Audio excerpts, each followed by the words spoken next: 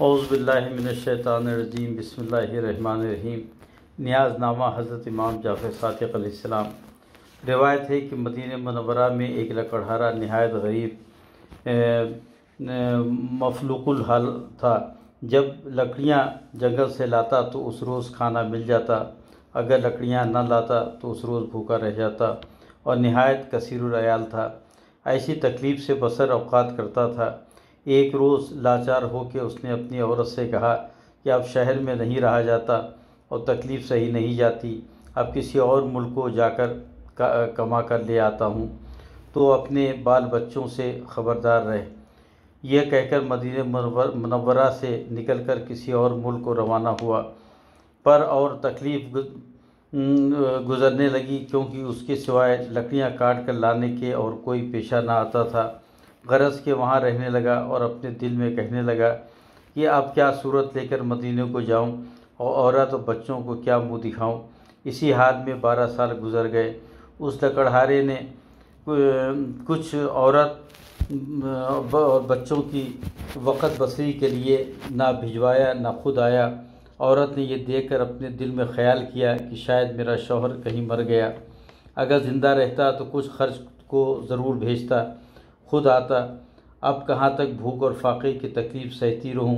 لاچار وہ عورت، اس کے گھر کے نزدیک ایک وزیر کا گھر تھا، وہ اس کے گھر میں کوٹنے پیسنے کے واسطے جانے لگی۔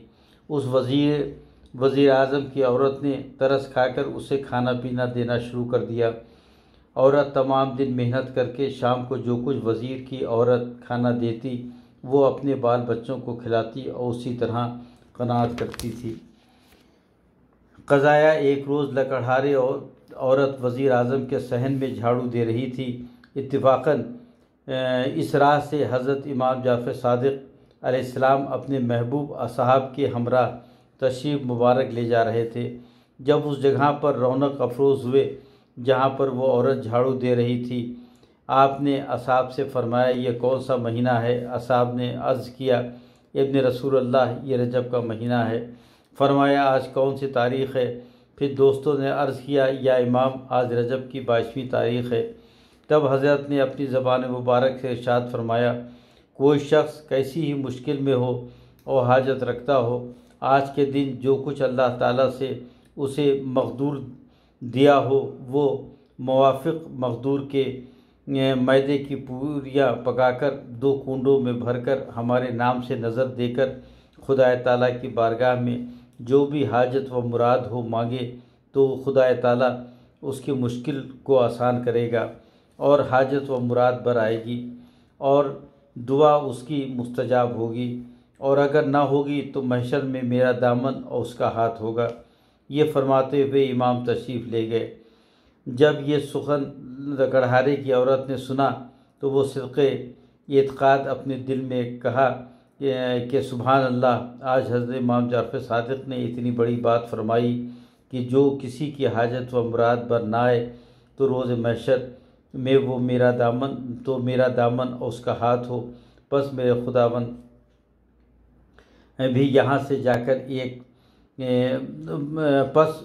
میرا خاوند بھی یہاں سے جا کر ایک مدت ہوئی، نہ معلوم زندہ ہے یا مر گیا، معلوم کروں گی۔ یہ کہہ کر یا رب بحرمت و بحق محمد و آل محمد حضرت امام جعفر صادق علیہ السلام، میری مراد یہ ہے کہ میرا خاوند جیتا جاگتا کچھ کمائی لے کر خیریت سے واپس آئے گا تو میں سر آنکھوں سے پوریاں پکا کر نذر کروں گی۔ جس دم لکڑہارے کی عورت نے خدا تعالیٰ کی بارگاہ میں یہ التجا کی، اس وقت اس کا خاوند کہیں جنگل میں لکڑیاں کاٹنے گیا تھا۔ وہاں کہ ایک پرانے درخت کی جڑ کاٹ رہا تھا کہ ایک بار اس نے پیڑ پر کلہاڑی ماری، اتفاقاً کلہاڑی اچھل کر زمین پر لگی۔ یکایک وہاں سے آواز آئی۔ اس لکڑہارے نے معلوم کیا اس میں کچھ ہے۔ جس وقت اس نے وہاں کی زمین کھودی تو کیا دیکھتا ہے کہ دفینہ یعنی خزانہ ہے، کسی بادشاہ کا اس زمین میں دفن ہے۔ پس لکڑہارے نے خوش و خرم ہو کر اس خزانے کو پوشیدہ کر کے ایک حکمت عملی سے جمعیت اور گھوڑے اور ہاتھی وغیرہ خرید کر کے مثل ایک بادشاہ کے واپس ہوا۔ تصدق سے امام جعفر صادق علیہ السلام کے جمع ہونے کے اسباب ضروری کہ اپنے دل میں کہا کہ میں پہلے مدینہ منورہ میں لکڑہارا تھا، اب خدا تعالیٰ نے اپنے فضل و کرم سے مجھے ایسی دولت عطا فرمائی ہے، اب مجھے مدینہ منورہ میں جا کر رہنا چاہیے۔ پس لکڑہارا وہاں سے یہ ارادہ کر کے روانہ ہوا۔ بعد طے منزل اور قطع مراحل چند روز کے عرصے میں مدینہ منورہ آ پہنچا۔ پس شہر میں داخل ہونے کے پہلے اپنی عورت کے واسطے 1,00,000 روپے کا زیور اور 1,000 کا توڑا بھیجا۔ بعد وہ خود آیا اور عورت اور مرد دونوں خوش و خرم زندگی بسر کرنے لگے۔ کہ دن عید تھا اور رات شب برات تھی، اسی طرح صدقے میں امام جعفر صادق کے بسر اوقات کرتا رہا۔ ایک روز اس عورت نے اپنے شوہر سے پوچھا، یہ دولت اور مال تجھے کس طرح ملا؟ تب اس لکڑہارے نے تمام حقیقت اور سرگزشت جو اپنے اوپر گزری اور مال ملا تمام حالات بیان کیے۔ اس عورت نے تاریخ دریافت کی تو وہ وہی روز تھا کہ جس روز حضرت امام جعفر صادق نے فرمایا تھا اور اپنی نذر کر کے مناجات کی تھی۔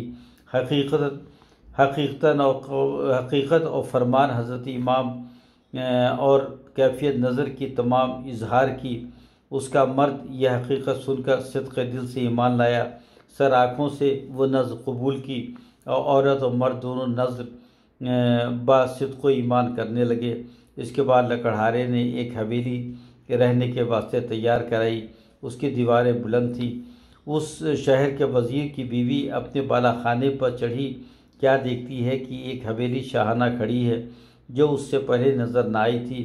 تب متعجب ہو کر اپنی لونڈیوں سے پوچھا کہ خبر لو، یہ مکان تو نو ساختہ کس کا ہے؟ بعد از آگاہی لونڈیوں نے عرض کیا کہ یہ حویلی اسی لکڑہارنی کی ہے جو آپ کے یہاں آ کر خدمت کیا کرتی تھی۔ کہتے ہیں کہ اس کا شوہر کہیں سے ملک گیری کر کے دولت و مال لے کر آیا ہے تو اس نے یہ مکان بنایا۔ وزیر کی بیوی نے یہ بات سن کر بہت تعجب کیا اور لکڑہارے کی عورت کو بلا بھیجا۔ جس وقت وہ عورت اپنے مرد سے اجازت لے کر وزیر کی بیوی کے پاس آئی اور اپنے قاعدے اصلی پر آداب بجا لائی۔ وزیر کی بیوی نے اس کی خوب توقیر کی اور اپنے برابر بٹھایا اور حقیقت اس عورت سے پوچھی۔ اس نے کہا کہ ایک روز میں آپ کے صحن میں جھاڑو دے رہی تھی، اتنے میں امام جعفر صادق علیہ السلام نے جو ان کے ساتھ تھے یہ دریافت کیا کہ آج تاریخ کون سی ہے؟ اصحاب نے عرض کی یہ مہینہ رجب کا ہے اور تاریخ 22ویں ہے۔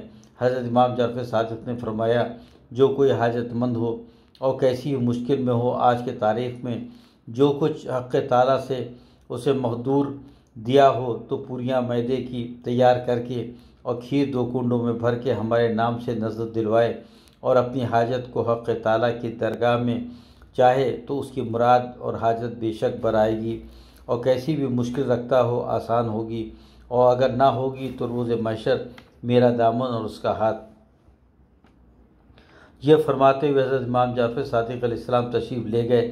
بس میں نے اپنے دل میں نیت کی، سبحان اللہ، آج امام دو جہاں نے اس طرح فرمایا اور میرے خاوند کو گئے ہوئے مدت ہوئی، خدا جانے وہ جیتا ہے یا مر گیا۔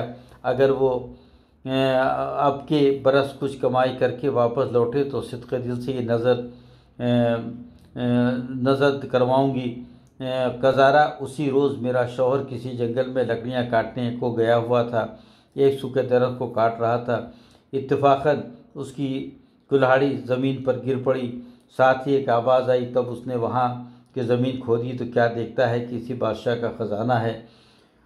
اس نے دفینہ یعنی خزانے کو پوشیدہ کر دیا اور ایک حکمت سے خرچ میں لایا، تصدق سے امام کے اس رتبے کو پہنچا اور اب یہاں آیا ہے۔ اس حقیقت کو سن کر وزیر کی بیوی نے فرمایا، یہ سب جھوٹ ہے، شاید تیرے مرد نے کہیں راہزنی کی ہوگی۔ اتفاقاً اس وزیر سے دوسرا وزیر دشمنی رکھتا تھا۔ اس نے اسی روز بادشاہ سے عرض کی، فلاں وزیر سرکار کا اتنا ملک رکھتا ہے مگر نہ اس کے نزدیک کچھ فوج ہے نہ کچھ ایسا خرچ، اگر غلام کو حکم ہو تو اس سے کچھ حساب طلب کریں۔ بادشاہ نے حکم دیا کہ بہتر ہے۔ پس وزیر تو اس کا دشمن تھا ہی، سب ملک و مال کو حساب سے میں دبایا اور بادشاہ سے عرض کیا کہ جہاں پناہ اس سے حساب دریافت کیا تو کچھ نہ پایا، سب اس نے تصرف میں لایا اور خرچ کیا۔ بادشاہ نے یہ سن کر فرمایا کہ اس نمک حرام کا جو کچھ ملک و مال ہے ہم نے تمہیں بخشا، اور اس کو اور اس کی عورت کو ایک جوڑے سے شہر بدر کر دو۔ تب وزیر موجب حکم شاہی کے اسی طرح دونوں کو شہر بدر کر کے اس وزیر کے ملک و مال پر اپنا متصرف ہو گیا۔ پس وزیر اعظم اور اس کی عورت دونوں صحرا کی طرف جا رہے تھے۔ قزارہ وہاں ایک خربوزے کی بیل بوئی ہوئی تھی۔ وزیر نے عورت سے کہا کچھ درہم تیرے پاس ہیں؟ عورت نے کہا ہاں 1-2 درہم میرے پاس ہیں۔ تو وہ درہم وزیر اعظم کو دیے۔ وزیر اعظم نے خربوزے والے کے پاس جا کر درہم دے کر اس سے خربوزہ لیا اور ایک سفید رومال میں باندھ کر چھپاتے ہوئے جاتے تھے۔ قزارہ اس روز بادشاہ کہیں شکار کو گیا تھا، سو رات ہو گئی، کسی مقام پر رہ گیا۔ پس شہر میں غول ہوا کہ شہزادہ گم ہو گیا۔ وزیر جو غائب تھا پھر بادشاہ سے عرض کیا جہاں پناہ شاید اسی وزیر خارجی نے کچھ خطا کی ہے جو شہزادہ گم ہوا، بہتر ہے یہ کہ اس کو طلب فرمائیں۔ بادشاہ نے جاسوسوں کو حکم دیا اس نمک حرام کو جہاں پاؤ لے آؤ۔ پس جاسوسوں نے اسے اور اس کی بیوی کو قید کر کے بادشاہ کی خدمت میں حاضر کیا۔ بادشاہ نے اس سے پوچھا کہ رومال میں کیا ہے؟ تب وزیر نے عرض کی جہاں پناہ اس رومال میں خربوزہ ہے۔ جس وقت رومال کھولا گیا اس میں خربوزے کے بجائے شہزادے کا سر نکلا۔ اس کو میں بیوی کے قتل کا حکم دیا اور کہا کہ شب بھر ان کو قید رکھو، صبح دار پر چڑھا دینا۔ جب وزیر اس کی بیوی قید خانے میں آئے تو وزیر نے پوچھا اپنی بیوی سے بول تو نے کیا خطا کی ہے؟ مجھ سے تو کوئی خطا نہیں ہوئی۔ وزیر کی بیوی نے کہا مجھ سے بھی کوئی خطا نہیں ہوئی، لیکن ہاں ایک روز لکڑہارنی جو ہمارے یہاں تھی اس نے آ کر کہا کہ حضرت امام جعفر صادق نے اس طرح فرمایا اور میں نے نذر صدقہ دل سے قبول کی۔ اسی روز میرے خاوند کو یہ خزانہ ملا۔ میں نے یہ سن کر اس کی بات سے انکار کیا اور کہا شاید تیرا مرد رہزنی کر کے یہ دولت لایا ہے اور تو نے جو کہا ہے وہ سب جھوٹ ہے۔ تو وزیر نے کہا کمبخت، پھر اس سے بڑی خطا اور کیا ہے؟ تو نے امام کا فرمان جھوٹا تصور کیا اور ان کے سخن کو جھوٹا جانا۔ وہ امام فرزند رسول ہیں، انہوں نے جو کچھ فرمایا وہ سچ ہے۔ یہ کہہ کر دونوں نے خوب توبہ کی اور نذر شریف کو دل سے قبول کیا۔ وہ گمشدہ شہزادہ الصبا گھوڑے پر سوار شہر میں داخل ہوا اور بادشاہ کی خدمت میں آیا۔ یہ خبر جب بادشاہ کو پہنچی اور شہزادہ خیریت سے آیا ہے تب بادشاہ خوش ہو کر برآمد ہوا، شہزادے کو سینے سے لگایا اور بوسہ دے کر پوچھا اے فرزند شب بھر کہاں رہے؟ شہزادے نے اپنے باپ کے قدم چوم کر عرض کیا جہاں پناہ فدوی نے شب بھر باغ میں آرام کیا اور صبح کو جناب کی خدمت میں حاضر ہوا۔ بادشاہ نے شہزادے کو محل سے رخصت فرما کر اس وزیر اعظم اور اس کی بیوی کو بلوایا اور رومال طلب کر کے کھولا تو واقعی رومال میں خربوزہ تھا۔ بادشاہ یہ دیکھ کر حیرت سے اس وزیر اعظم سے پوچھا کہ اس کا سبب کیا ہے؟ وزیر نے تمام حقیقت اور اس غلطی جو اس کی بیوی سے ہوئی تھی بیان کی۔ بادشاہ نے غور سے تمام کیفیت سنی، تصدیق کی اور آپ بھی نذر شریف صدق دل سے کرنے لگا اور وزیر اعظم پر مہربان ہو کر اس کا سب مال و ملک اس کو بخشا اور ایک خلقت فاخرہ اس کو عنایت کی۔ اس کا دشمن جو دوسرا وزیر تھا اس کو شہر بدر کیا اور اس کا تمام مال و ملک اس وزیر کو بخشا۔ پس اے عزیزوں، جو حاجت مند ہو اور کیسی ہی مشکل رکھتا ہو، رجب کی 22ویں تاریخ کو یہ کورے 2 کنڈے کھیر کے اور یہ روایت بیان کر کے نذر امام صادق علیہ السلام کے نام سے دلوائے، تمام مقاصد بر آئیں گے۔ اگر کوئی شک کرے تو گناہ ہوگا۔ یہ نذر مجرمات میں سے آزمودہ ہے۔ بحق محمد وآل محمد سب کی مرادیں بے طفیل امام جعفر صادق علیہ السلام پر آئیں، آمین الہی آمین۔ طریقہ فاتحہ و نظر۔ فاتحہ یوں دینا چاہیے کہ پاک جگہ پر جائے نماز بچھا کر باوضو قبلہ رو بیٹھیں اور جس پر فاتحہ دینا ہو اس چیز کو سامنے رکھیں۔ اگر وہ چیز ڈھکی چھپی ہو تو کھول دیں اور ایک برتن میں پانی بھی رکھیں، لوبان اگربتی سلگائیں۔ اعوذ باللہ بسم اللہ الرحمن الرحیم پڑھ کر قرآن مجید کا ایک رکوع جہاں سے یاد ہو پڑھیں، پھر بسم اللہ پڑھ کر ایک بار قل یا ایھا الکافرون، ایک بار قل واللہ احد میں بسم اللہ، 3 بار قل اعوذ برب الفلق میں بسم اللہ، ایک بار اول سورہ بقر کے میں بسم اللہ مفلحون تک ایک بار، پھر وَلَا فَإِلَٰهِكُمْ إِلَٰهٌ وَاحِدٌ لَا إِلَٰهَ إِلَّا اللَّهُ الرَّحْمَٰنُ الرَّحِيمُ إِنَّ رَحْمَتَ اللہِ قَرِيبٌ مِّنَ الْمُحْسِنِينَ وَمَا أَرْسَلْنَاكَ إِلَّا رَحْمَةً لِّلْعَالَمِينَ كَانَ مُحَمَّدٌ أَبَا أَحَدٍ مِّنَ رِجَالِكُمْ وَلَٰكِنَّ رَسُولَ اللہِ خَاتَمُ النَّبِيِّينَ وَكَانَ اللَّهُ بِكُلِّ شَيْءٍ عَالِمًا إِنَّ اللَّهَ وَمَلَائِكَتَهُ يُصَلُّونَ النَّبِيَّ يَا أَيُّهَا الَّذِينَ آمَنُوا صَلُّوا عَلَيْهِ وَسَلِّمُوا تَسْلِيمًا اللهم صل علی محمد وآل محمد۔